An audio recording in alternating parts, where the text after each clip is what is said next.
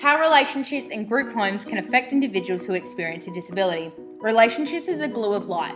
They are what keep us together as individuals and enable us to experience intimacy, acceptance by others, and value within society.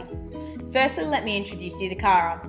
Cara is a 47-year-old Indigenous woman. Cara lives in the Pilbara with her 4 children and loves to speak her native language, Mardu. Cara values her role as a mother and friend. Cara enjoys activities shared with others that are relevant to her culture, such as painting, ceremonies, and cooking. However, Cara now lives in Perth, 1,485 kilometres away in a group home. Cara has lived in a group home for the past 5 years after acquiring a brain injury. So what is a disability?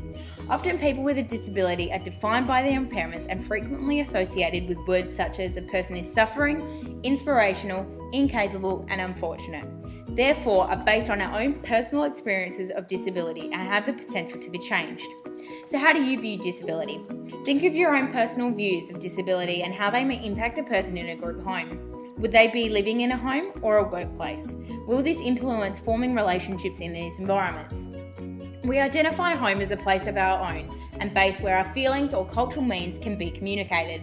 In relation to Cara, her spiritual, physical, social and cultural connection with her home is in the Pilbara. Cara's children and family still live in this region. As Cara requires ongoing support, homes are a common outcome.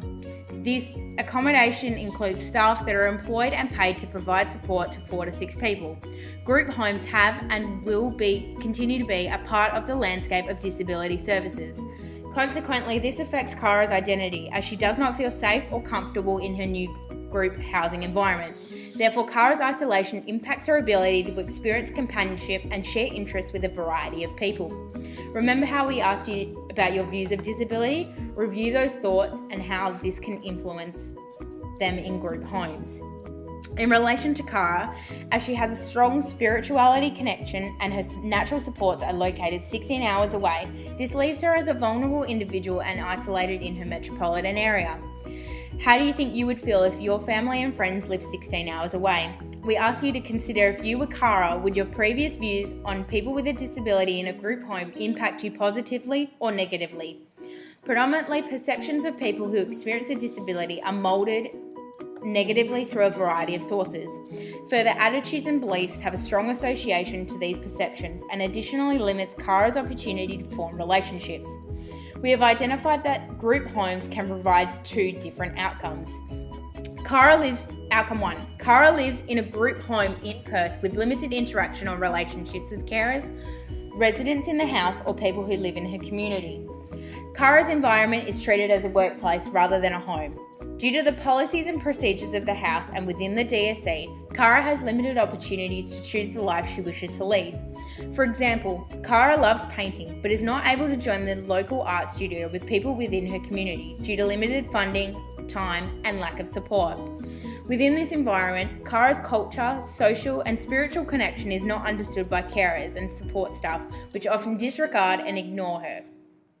This also limits her access to contact her friends and 4 children who still live in the Pilbara, who she misses dearly.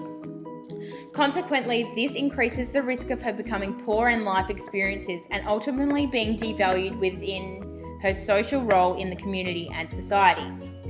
Outcome 2. Cara lives in a group home in Perth but has formed good relationships with carers, residents within the home and others in her community. These people acknowledge and treat Cara's culture with respect. Cara loves sharing her stories of her home region and her culture. Carers and other staff enter Cara's home to support her. Cara is able to make choices for herself, including contacting her family when she likes, and she is able to join the local art studio, attending once a week.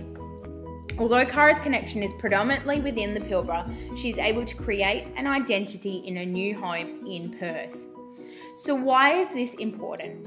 We aim to raise awareness of the 2 potential outcomes, and these scenarios portray both enablers or barriers a person with a disability has to form meaningful relationships. What outcome would you want if you were Cara?